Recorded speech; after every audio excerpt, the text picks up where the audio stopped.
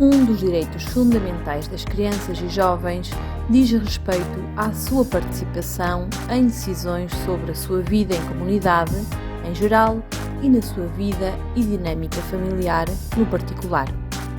O direito de participação e de inclusão das suas opiniões em decisões que envolvam o seu superior interesse, como em caso de divórcio ou separação dos seus pais, regulação dos poderes parentais e processos em tribunal ou na CPCJ, deve ser respeitado, desmistificado e incentivado, respeitando o consignado por lei como o superior interesse da criança. Neste programa de Mãos Dadas, venha connosco conversar com a Ana Cristina Carvalho, mãe e advogada, sobre o mundo da justiça no que respeita ao direito da família e dos menores. Venha connosco de Mãos Dadas, a justiça de e para as crianças. Bom dia, sejam bem-vindos ao De Mãos Dadas, programa dinamizado pela Associação de Pais e Encarregados de Educação do Agrupamento de Escolas de Ocão. Hoje, neste programa da terceira temporada, vamos estar à conversa com Cristina Mota de Carvalho, advogada. Antes de mais, agradecemos que tenha aceito o nosso convite para estar com a Associação de Pais no Agrupamento de Escolas de Ocão no nosso programa de rádio De Mãos Dadas, para conversarmos um pouco sobre a justiça para as crianças. Por isso, gostaríamos que os nossos ouvintes a conhecessem melhor. Quem é a Cristina Mota de Carvalho, advogada? Bem, vamos lá tentar responder logo a isso. É uma pergunta não muito fácil. Bem, eu sou aqui um somatório de muitas coisas, não é? Construí-me e, entretanto, agora sou mãe e advogada e é nessa qualidade que aqui venho para falar um bocadinho aqui da minha pouca experiência, mas para partilhar e ser útil de alguma forma. E pronto, tenho escritório em Vila Real, já exerço há cerca de 12 anos e tenho alguma afinidade com estes temas, afinidade pessoal, de gostar destes temas que hoje vamos tratar aqui. Os nossos ouvintes não estão a ver, mas a Cristina trouxe consigo um calhamaço. Ora, para os ouvintes mais pequenos, sabiam que as crianças têm direitos? Existe um documento que se chama Convenção sobre os Direitos da Criança, que foi escrito há muito tempo atrás. Os adultos devem tomar decisões sobre si e sobre a tua vida e pensar nestes direitos. Cristina, fala-nos um bocadinho sobre os direitos da criança. Olha, aqui os direitos da criança têm documentos próprios e balizados, especialmente falamos da Convenção de Direitos da Criança de 1989, foi ratificada por Portugal em 1990 e que emana da Declaração Universal dos Direitos das Crianças de 1959 e não é mais que estabelecer aquilo que todos de senso comum até percebemos agora e numa sociedade mais evoluída do que é natural e os direitos, mas estão escritos, não é? São 54 artigos e têm várias áreas de abrangência, a sobrevivência, o desenvolvimento, a proteção, a participação e aqui estamos a falar do desenvolvimento emocional, físico, de proteção na saúde, na alimentação, na educação. Há uma franja enorme de direitos das crianças. Se pensarmos um bocadinho no que são direitos humanos, aqui estamos a falar dos direitos humanos para os pequenitos, não é? É a mesma coisa. Se calhar de uma importância ainda maior, porque se a gente tiver cuidado com os direitos das crianças, vamos ter adultos mais preparados que tenham mais atenção aos direitos humanos no geral. Portanto, atender aos direitos das crianças numa fase e garantindo-lhes esses direitos numa fase inicial vai potenciar um desenvolvimento mais equilibrado, mais saudável e vamos ter seres humanos melhores e por isso é uma preocupação extensiva à humanidade e é de uma convenção ratificada por muitos países. E o que é que quem ratifica depois o que é que tem, que obrigações tem? Tem de emanar nas suas próprias leis, no direito interno, essas preocupações e legislar e criar mecanismos que visem essa proteção e que priorizem as crianças, não é? Nas várias dimensões das suas vidas. Muito bem. Ora, relativamente ao direito da família e ao Tribunal da Família, em que é que consiste? Pronto. O direito é uma coisa muito extensa e depois há o direito mais particularizado. Com a reforma do mapa judiciário passamos a ter no distrito um tribunal de competência específica, especializada. Quer dizer que é um tribunal que só se dedica às crianças e ao direito familiar, não é? Ao direito da família. Ou seja, tudo o que tramita, tudo o que faz é dentro dessas matérias. O que será sempre uma mais-valia e uma vantagem na medida que se especializam, que os problemas são recorrentes e só temos um juiz e um Ministério Público só atinente a todo esse tipo de matérias. Isto foi uma vantagem que surgiu e que cobre todo o distrito. Pronto, perceber que é um tribunal afeta toda a parte familiar e de todas as questões decorrentes das relações de família. Quando falamos em tribunal, achamos logo que alguma coisa não está bem e acaba por ser uma verdade, não é? Isto tem... o Tribunal de Família trata de todas as relações, desde logo dos divórcios, estamos a falar decorrente dos divórcios ou separações, dos processos de regulação de responsabilidades parentais, mas também os processos mais um bocadinho periclitantes, ligados ao risco e ao perigo que pode estar associado às crianças, como a proteção e promoção dos menores, e também o tutelar educativo, que é quando as crianças já têm comportamentos um bocadinho mais que são mais inadequados e que é necessário efetivamente tomar medidas. Portanto, as adoções, o apadrinhamento civil, portanto, há uma série de relações familiares que depois estão estigmatizados neste tipo de processos e são tratados lá, não é? Agora, o mais, se calhar, que leva muita gente ao tribunal, estamos a falar da regulação das responsabilidades parentais. Não é? Os pais separaram-se. Ora, mas também aí, dentro desse âmbito, temos também a questão do perigo, dos maus tratos, neste caso também da higiene, da negligência. O que é que podemos... Como é que as pessoas poderão, se eventualmente alguém se deparar com uma situação desta natureza, como é que nós poderíamos, como é que as pessoas podem atuar caso constatem uma situação desta natureza? Há várias vias e o que as pessoas têm que entender é que uma criança em perigo é uma questão de toda a gente, não só uma questão familiar, é da sociedade em geral, não é?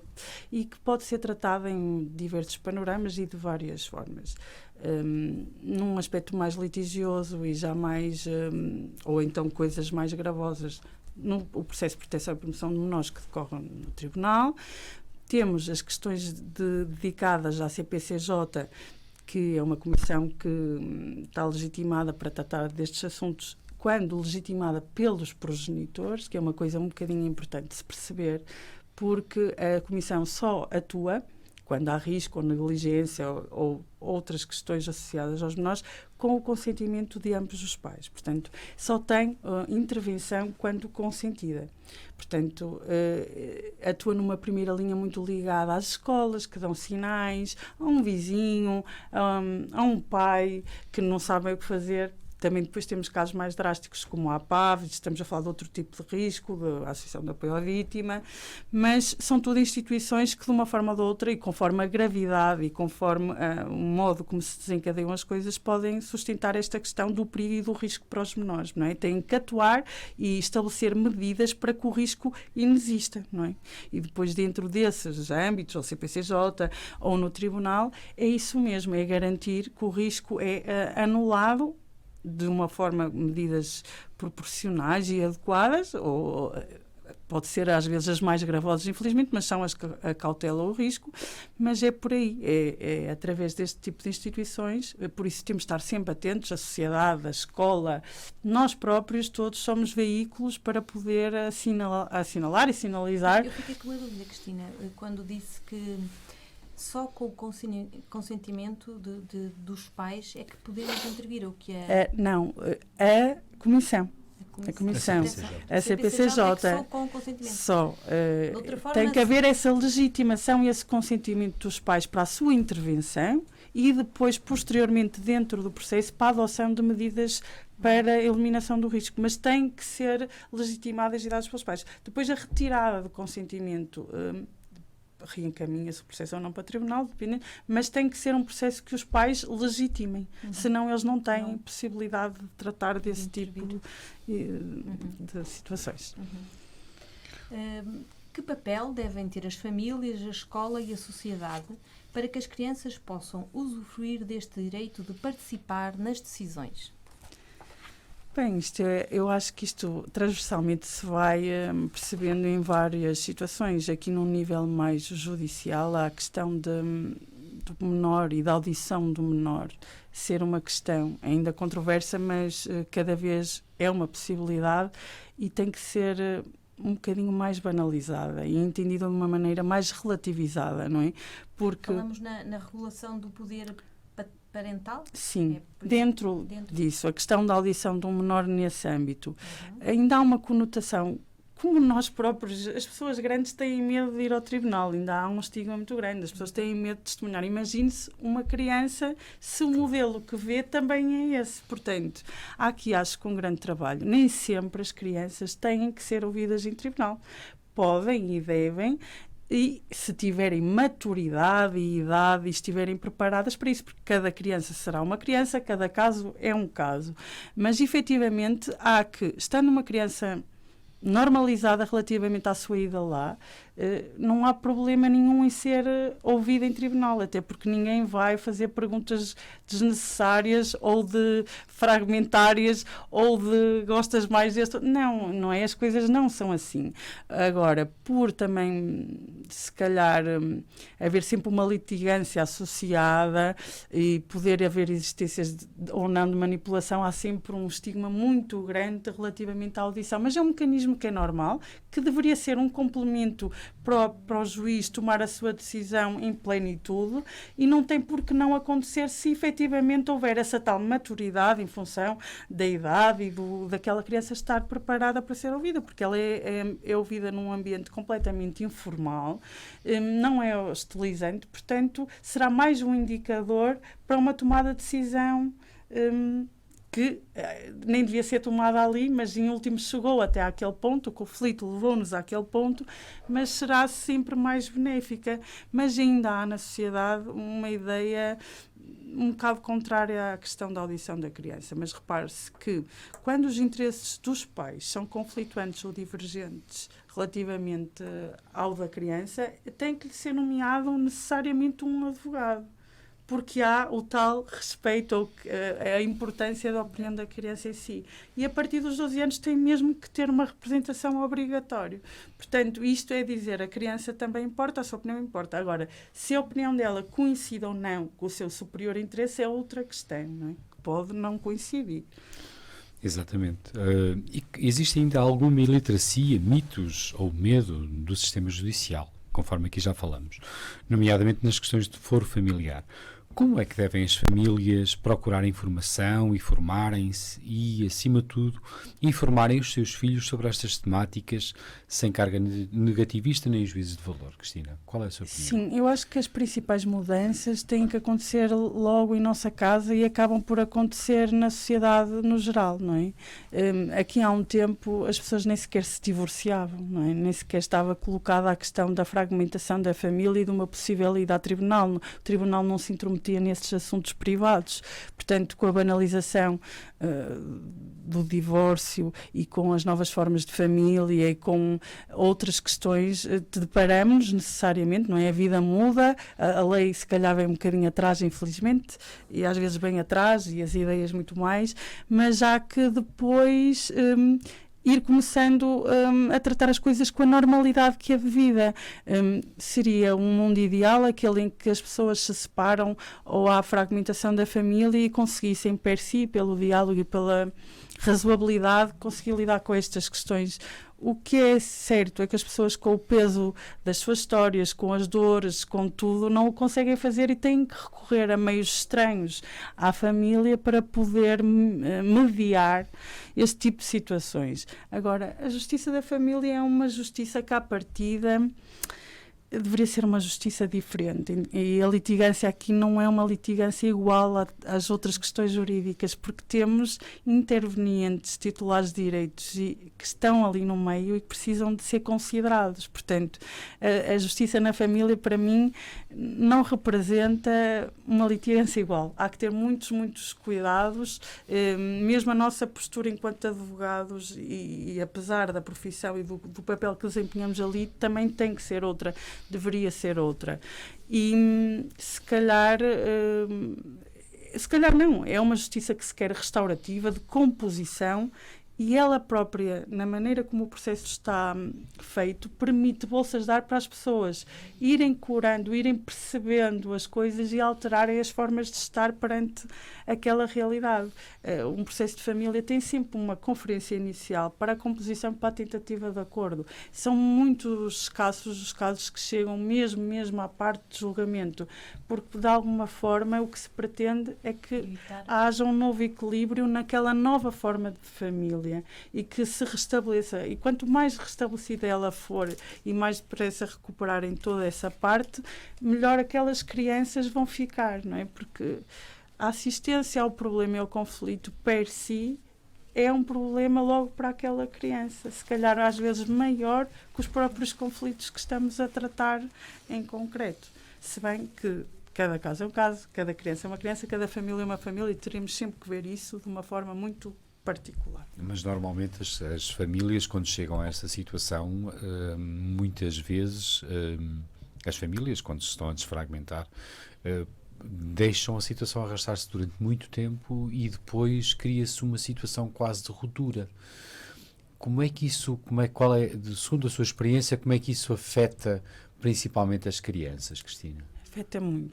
Afeta muito, e essa ruptura já previamente, antes se calhar até da chegada ao tribunal, o conflito em si a assistência ao conflito, e está comprovado em diversos estudos, a assistência permanente ao conflito vai fazer daquele ser humano pequenino um ser humano diferente. Não se vai desenvolver da mesma maneira emocionalmente, até pode ter muito boas notas, mas se calhar aquele ser humano está fragilizado. Portanto, há áreas do nosso cérebro, isto está comprovado, que não se desenvolvem da mesma forma, ficam a cinzento, porque estamos permanentemente no conflito e assistir ao conflito, não é? Aquele ser humano não vai ser completo e um ser humano desenvolvido na sua normalidade por causa disso. Portanto, a questão aqui é mesmo a restauração.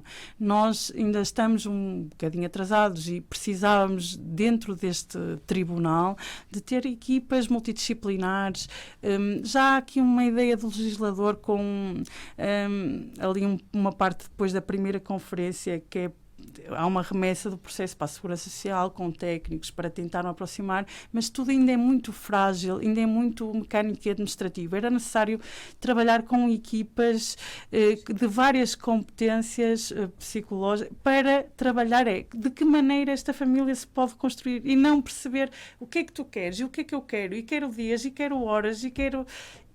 E não era por aí, era muito mais profundamente que tínhamos que atuar, não era numa subcamada. Não integradas nas suas equipas, psicólogos, sociólogos? Não é assim que o sistema está feito. Isso pode ser chamado ao processo, mas à partida devíamos trabalhar para uma solução desse género e não para um acordo. Claro que é o melhor acordo possível entre todos os elementos que temos, e queremos achar que sim, só que o que era importante era toda a gente dentro daquela família perceber os seus papéis e o que era melhor a cada momento para aqueles menores ou menor que temos à nossa frente. Portanto, era preciso um bocadinho mais, ainda é uma justiça muito formalística e não tanto de conteúdos. Claro, opera nas bases que é possível operar, mas deveria ser um bocadinho mais.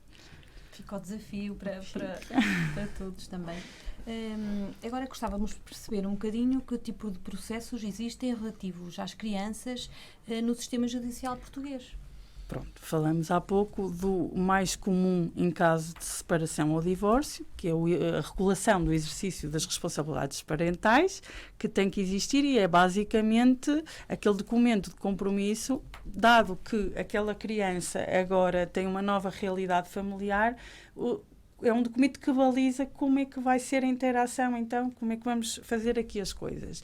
E ela tem previsto em si, isto para a maioria das pessoas se calhar não passou por isso, ou podem nem passar, mas tem dentro de si mesmo vários tópicos que têm que ser balizados. A primeira e a principal questão é a questão quem é que vai ficar responsável pelas questões de particular importância.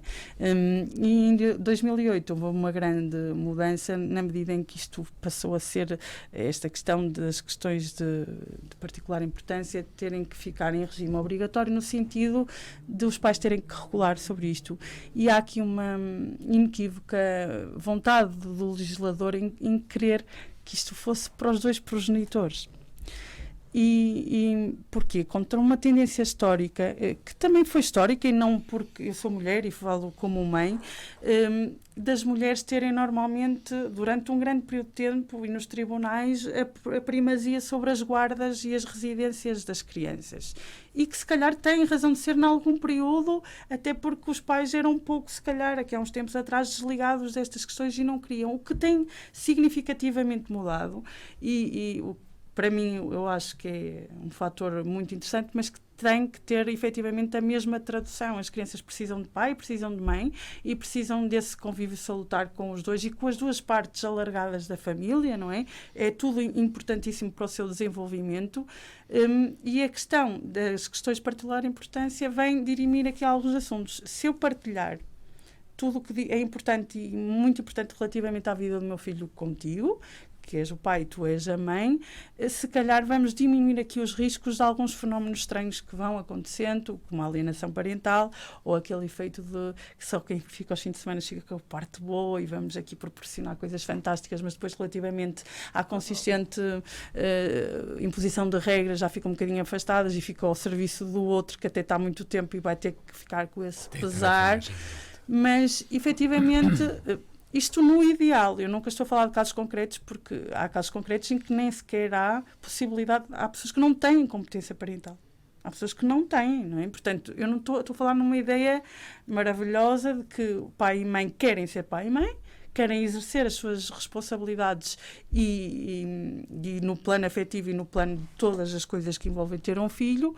Num plano ideal seria assim, seria que os dois participassem disso. E às vezes há um bocadinho de confusão com a questão de participar das decisões de particular importância e da residência, que são coisas diferentes. Uma pessoa partilhar as questões de particular importância quer dizer... Podes-nos dar alguns exemplos destes tópicos de particular importância, só para termos ideia? Tento, a escola em que vamos, a religião, a questão, várias dimensões, e a gente sabe um bocadinho quais são. As questões da normalidade de qualquer um as toma e quando são um bocadinho diferentes, a gente já põe em questão, não é? Portanto, coisas que afetam o crescimento e vão pautar a vida daquela criança, acho que sempre os dois terão que ter uma dimensão de união relativamente àquela tomada de decisão. Contudo, nem sempre as pessoas conseguem chegar a esse entendimento e também existe no tribunal um processo para dirimir, então, se discordarem nessa questão de particular importância, para dirimir em último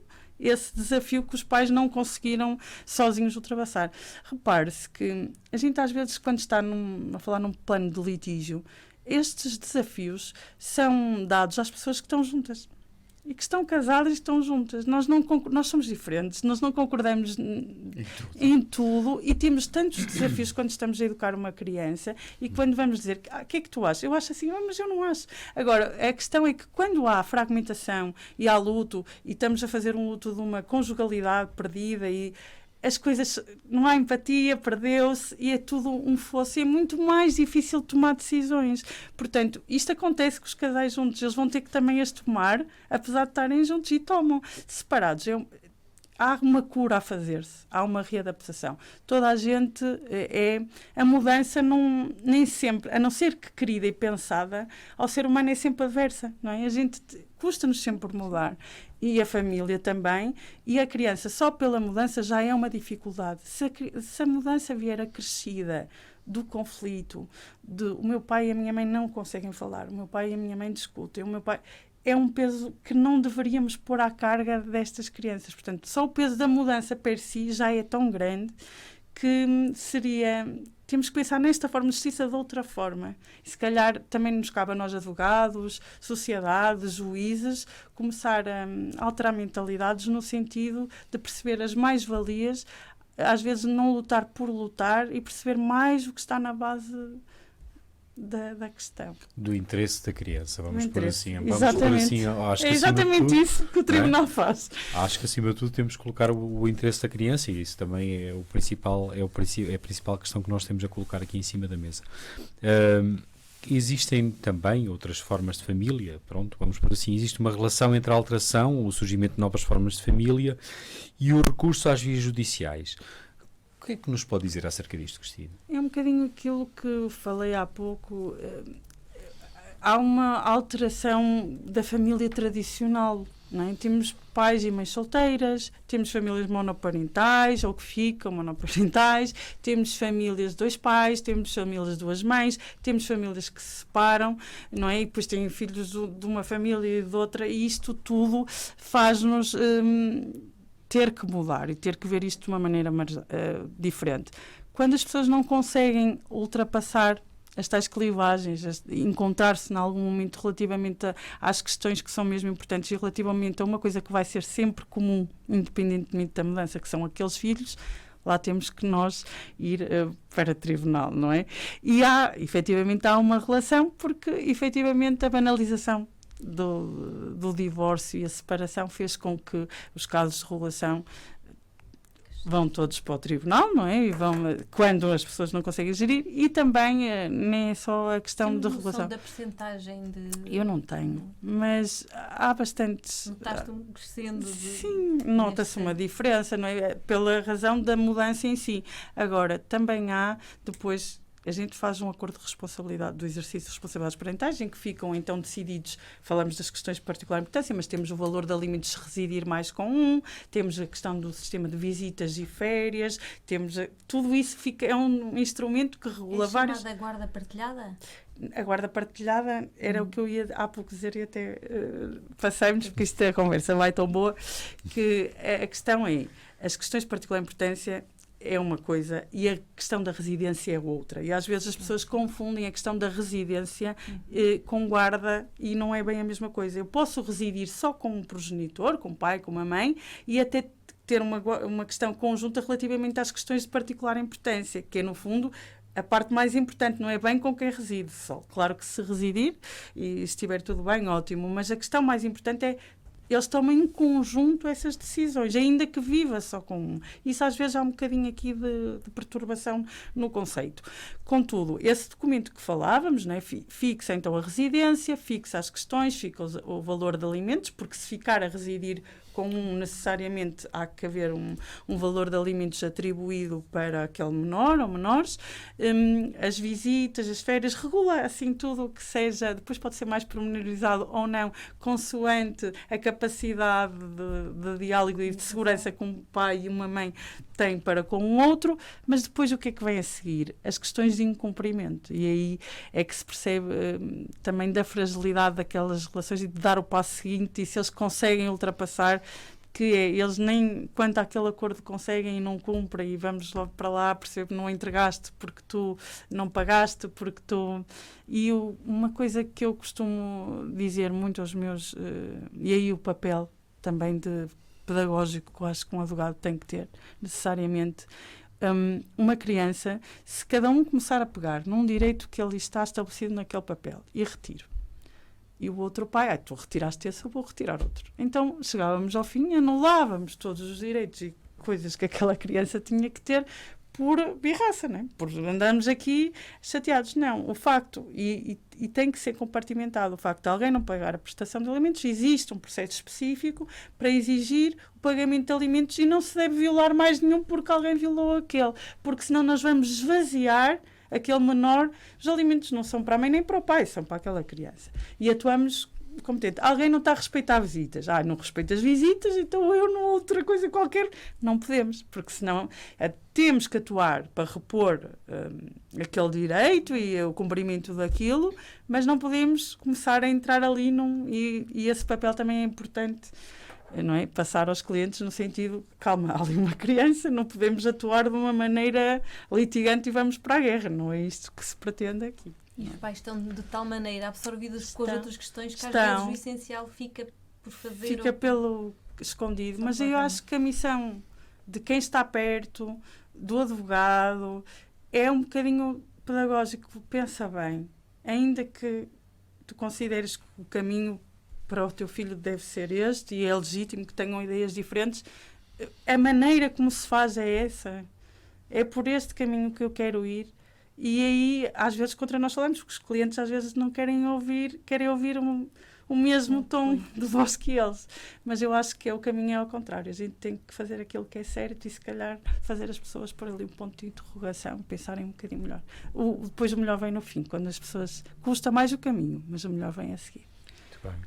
Ora, nós estamos precisamente a falar desta questão da separação e o exercício das responsabilidades parentais, centrada única e exclusivamente no interesse da criança. Ora bem, os pais que se separam e as crianças, o exercício das responsabilidades parentais centrada único e exclusivamente no interesse da criança, que caminhos é que devemos seguir e o que é que, acima de tudo, devemos evitar, Cristina? Pronto, isto vai um bocadinho de encontro ao que temos vindo a falar, mas é um bocadinho a criança à frente de tudo. E por isso esta litigância, este tribunal, tem que ser um tribunal completamente à parte de tudo. Há outro interessado ou interessados ali no meio e temos que pensar sempre neles. E é nisso que o tribunal tem que pensar também. E a ideia é o superior interesse dele é que importa. Agora, materializar isto e saber isto na prática é sempre certo, é sempre definível, não é.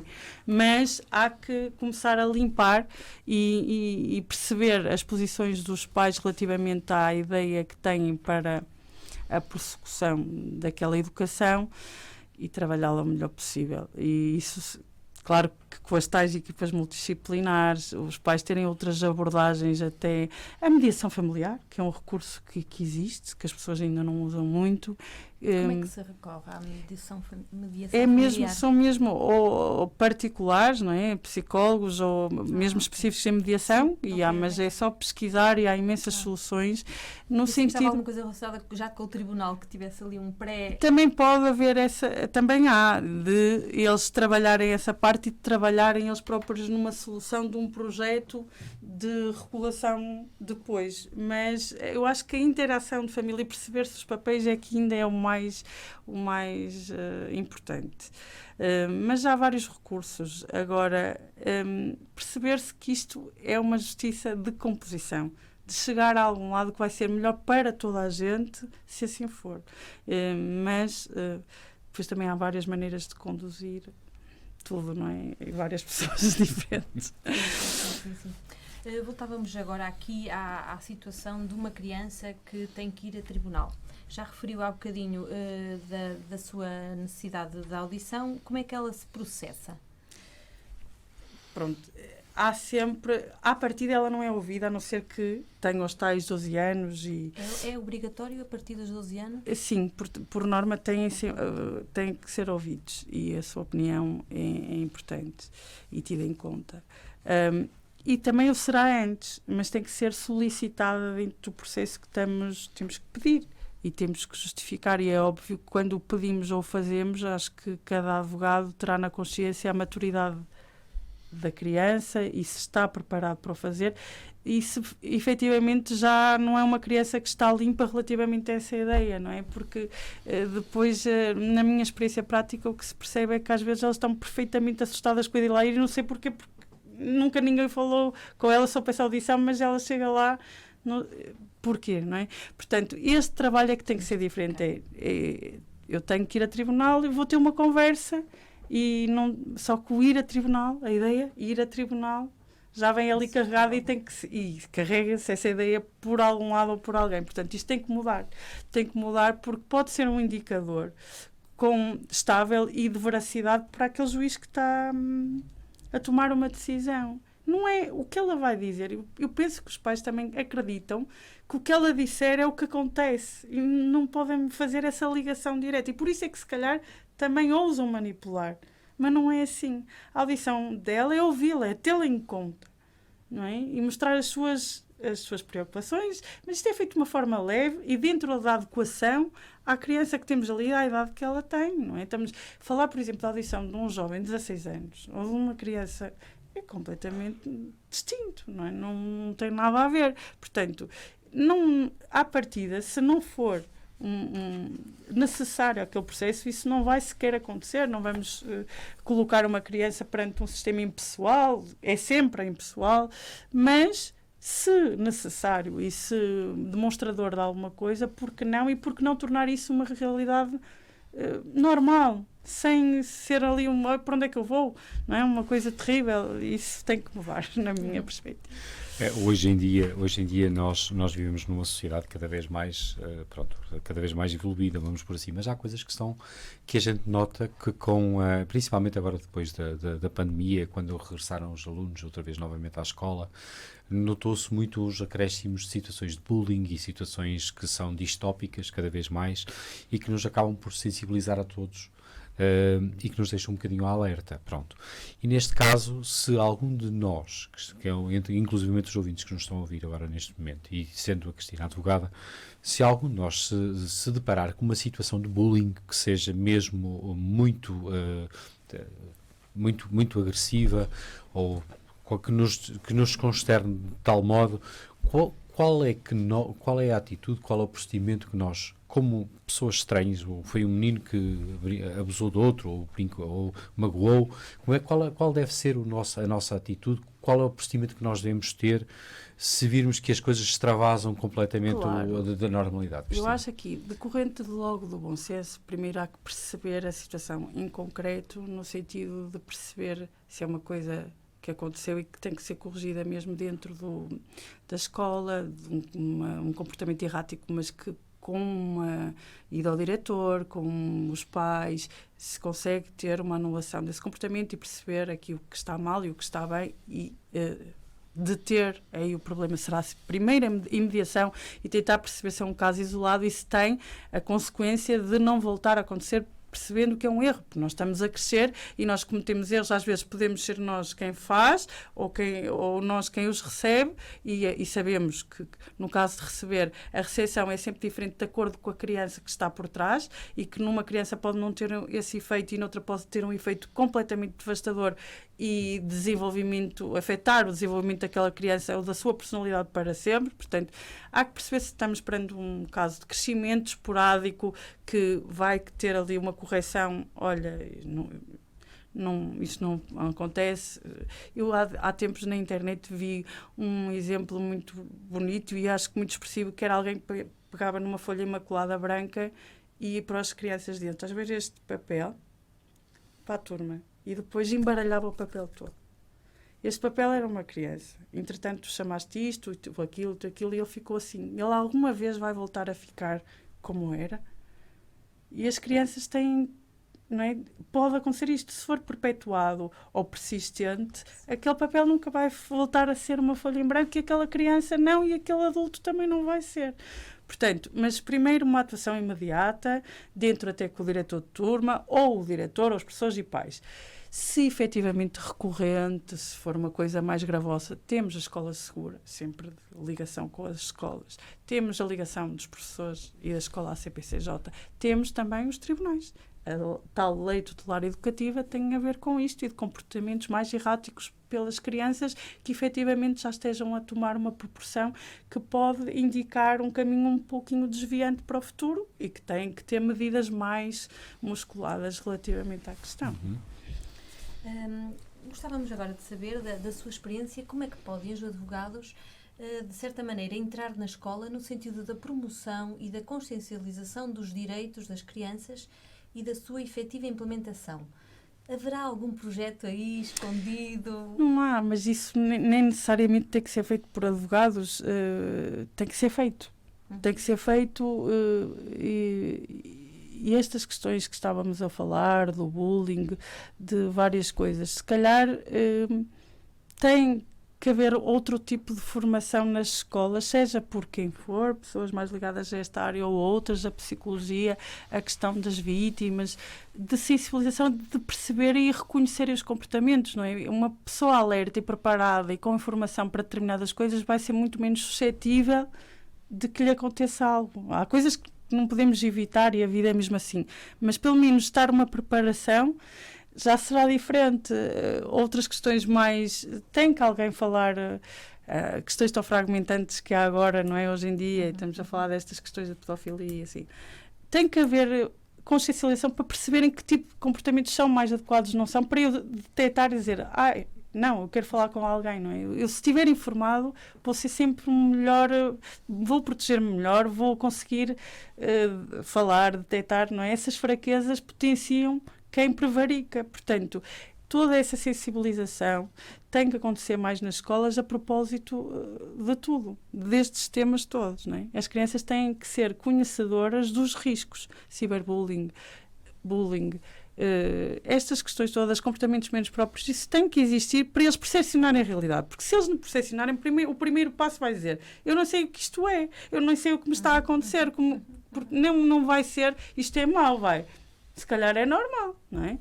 Portanto, há que trabalhar um bocadinho mais nesse sentido, não é? Nas escolas.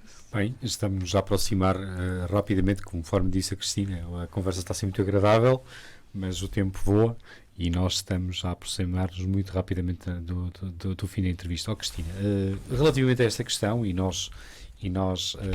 pronto, a Cristina é advogada e se fosse criança, como já foi, não é?